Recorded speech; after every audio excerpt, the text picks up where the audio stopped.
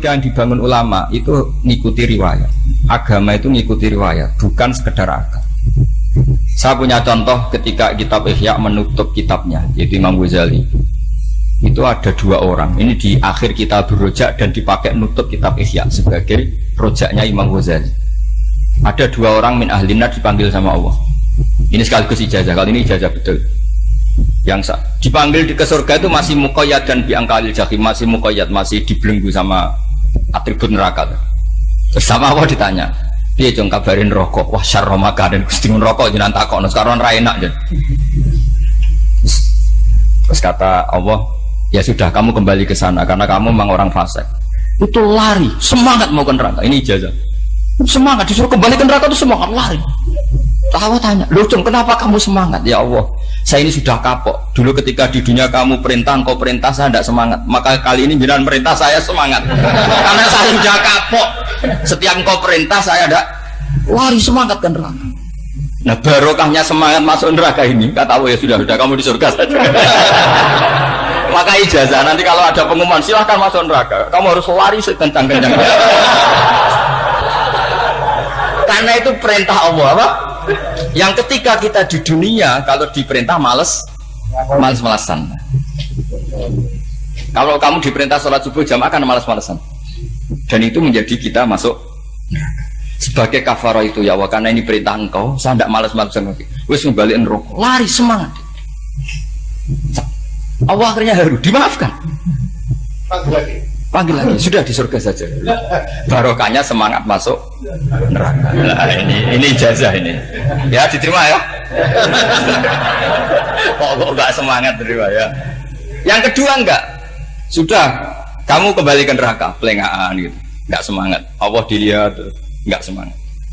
Kenapa kamu toleh? Ya Allah, saya tidak pernah ngira ketika engkau manggil saya ke surga, kemudian engkau kembalikan lagi ke neraka. Ya sudah di surga saja, barokahnya husnudzon. Jadi ini ijazah, kamu milih dua itu, milih yang mana terserah. Artinya apa? Logika kamu itu tidak mesti masuk apa yang dilakukan oleh Allah Subhanahu wa ta'ala. Itu logika kamu kan tidak masuk, tapi Allah yaf'alu ma yasha. Ini penting saya utarakan. Nah tapi orang-orang ekstrim itu maunya nyifati Allah dengan status yu'adzib, yantakim, Jabbar, Qahar. Sifatnya Allah Ta'ala itu 99. Kenapa apa kamu hanya satu? Jadi tetap saja menghadapi fenomena seperti ini tetap laisa laka minal amri syai'un aw yatuba alaihi ma yu'adzib. Sehingga setahu saya Mbah Mun, Mbah Hamid Pasuruan, guru-guru kita, habaib yang alim-alim itu melihat tamu macam-macam ya dilayani semua. Karena ini ngadepi fenomena sosial yang semuanya tidak jelas.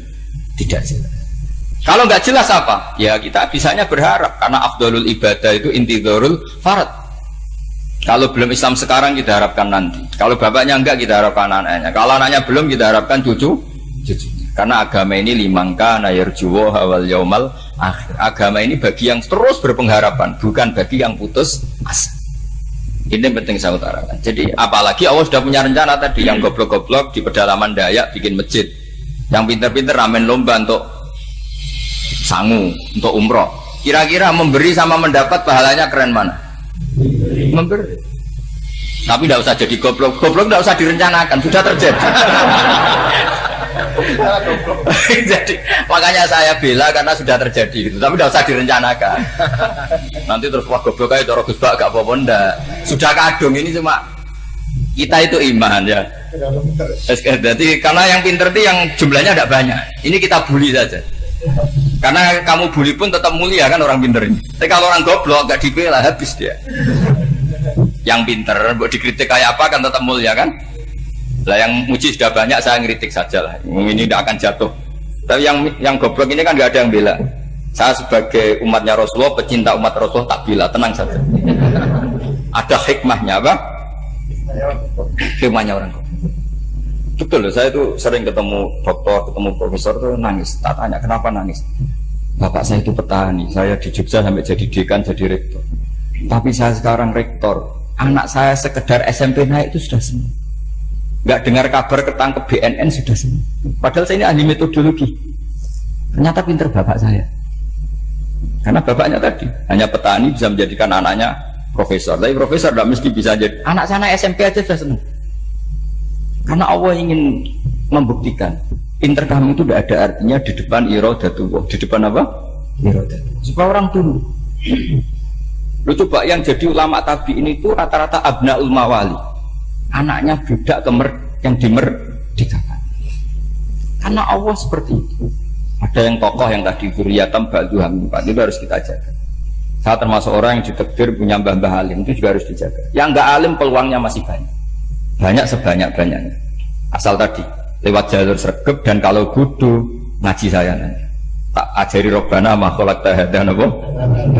Karena ayatnya gitu, min dzurriyyati Adam wa mimman hamalna ma'anu wa min dzurriyyati Ibrahim wa Israil. Terus terakhir ditutup wa mimman hadaina wajtabaina. Itu umum. Tidak jalur nasab. Siapa saja yang hadaina wajtabaina. Ini penting saya utarakan. Jadi ini sebagai penutup tak baca teks Arabnya supaya kita dapat barokah jami'ul kalim. Karena sebarokah-barokahnya bahasa Jawa atau bahasa Indonesia masih barokah bahasa Arab. Cuma kalau tidak saya terjemah dulu, nanti saya baca ini kamu amin, amin dikira doa aja sih. Makanya ini diterangkan dulu, biar gak korban apa? Diamini. Karena saya ini pernah Jumatan di satu kampung, imamnya itu sepuh. Imamnya sepuh, khutbah itu gak selesai-selesai karena dia gak bisa menyelesaikan sesuai teks di bukunya itu. Yang belakang mantul terus amin, amin. Akhirnya Pak Khotib ngadeg lagi, cungkurung dongo, cungkurung.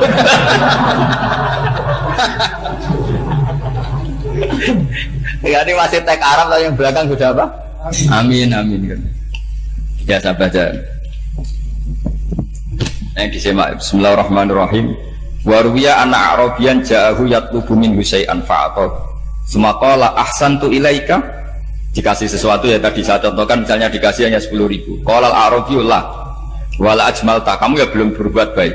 Fa ghadibal muslimun wa qamu ilaihi. Orang-orang Islam marah besar karena Nabi dikomentari la ajmalta, kamu tidak orang baik. Fa asyara ilaihim an kufu. Kata Nabi jangan kamu pukulin. Kalau di Madura sudah tuntas tuh kena celurit itu kalau. Sumakoma kalau di MA tadi ya, di Madura asli tadi ya. Sudah tuntas. Sumakoma wa dakhala manzilahu. Setelah itu terus arsala ilahi sallallahu alaihi wasallam wa zadahu syai'an. Kemudian Nabi menyuruh dia, ayo masuk rumah terus ditambahi. Faqala ahsantu ilaika qala na'am fajazakallahu min ahlin wa asyiratin khairan. Setelah ditambah banyak sama Nabi, saya sudah baik sama kamu. Wah, baik kalau sekarang baik. Itu mengatakan baik karena ditambah uang. Bukan karena dari nuraninya, karena ditambah uang, ditambah duit. Amplopannya ditambahin. Faqala lahu Nabi sallallahu alaihi wasallam, innaka qulta ma qulta wa fi nafsi ashabi min dzalika syai'un. Fa in ahbabta faqul baina aydihim ma qultu baik. Ma qulta baina yadayya hatta yadhaba ma fi sadrihim alika. Kamu tadi ngomong dan menjadikan sahabat saya tersinggung. Coba sekarang klarifikasi supaya mereka clear apa?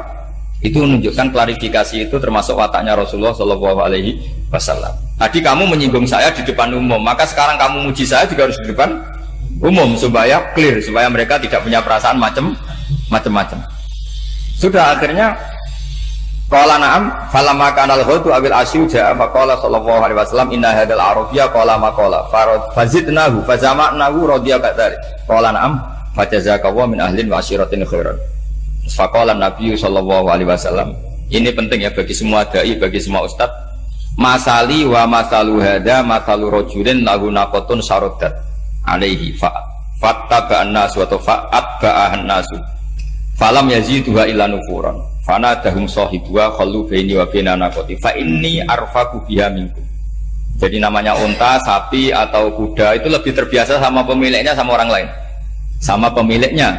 Kalau orang lain ikut mantu ketika berat malah tambahlah lari.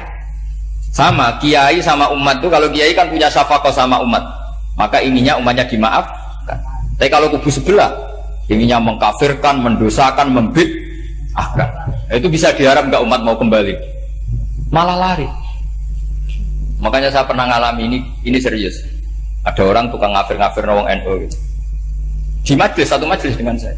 Singkat cerita semua NU pinter. Wahai jamaah duhur itu wahai sholat. Ayo jamaah, aku gak sholat. Kenapa? Kafir sholat bar. Gak wajib mengkafir sholat. Tidak usah kafir, sholat saja. Mereka itu kan omongannya ta'arud, mengkafirkan kita tapi mewajibkan kita sholat. Sholat wajib gak bagi orang kafir? Gak wajib. Berani gak mereka mengatakan yang dikafirkan gak perlu sholat karena sudah kafir? Berani nggak kira-kira? Nggak berani. Jadi omongan mereka itu paradoks semua. Karena memang nggak pernah ngaji. Nggak pernah apa? Nggak pernah ngaji. Ngajinya betul-betul. Nggak pernah khatam tadi. Ya, jadi kata Rasulullah, fa inni arfaqu biha minkum wa a'lamu. Fatawajjaha baina yadayha fa akhadha minkum mil ardi faradda hatta ja'at wastanaqat wa shadda 'aliya rahlaha wastawa 'aliya wa inni law taraktukum kaqaulihi. Terus ya sudah seperti itu.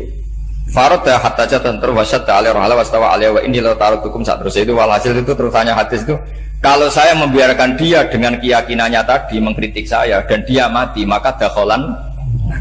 Jadi intinya gini, senang Nabi dibayar itu sah. Senang Nabi dibayar itu sah. Senang Nabi dibayar itu sah. Jadi ya kalau ada maulid terus kiainya ngasih makan-makan terus menjadi senang Nabi karena ada Bukharinya, itu juga sah. Orang itu sah. Terus kiainya senang karena untuk amplop juga sah. Jadi ini sudah ini sama-sama sah. Karena untuk kebaikan selalu sah. Ya, ada dua kajian di sini. Ini ada syaratannya pertama. Yeah. Kopi dan syaratan. Jadi orang datang, ini syaratan tidak apa-apa. Tidak apa-apa, sah betul. Sayyid Muhammad juga gitu, kalau ada orang ngaji dikasih uang juga sah. Ya jadi ini jelas ya, jadi riwayat ini jelas. Kemudian riwayat yang ada di kitab Bukhari, ketika Rasulullah didustakan, dibully. Ini wa ana mahmum ala wajhi falam astafiq illa wa ana biqarni sa'alib, yang di bawah garis itu ada yang di Bukhari. Farafatu rasi fa idzan ana bi sahabatin qad adallatni fa nadartu fa idzan fiha jibril fa nadani fa qala inna wa qad sami'a qala qaumika laka wa maraddu 'alaika wa qad basa ilaika malakal jibal litamurahu bima syi'ta fihim fa nadani malakul jibal fa sallama 'alaihi thumma qala ya Muhammad fa qala dzalik bima syi'ta in syi'ta an utbiqa alim al-akhsaban fa qala nabi sallallahu alaihi wasallam bal arju ayyukhrijawahu min aslabihim ma ya'budu wa wahdah la yusyriku bihi. Jadi Nabi menghadapi yang sedang kafir saja nggak putus asa, bisa saja mereka nanti melahirkan anak-anak yang Islam.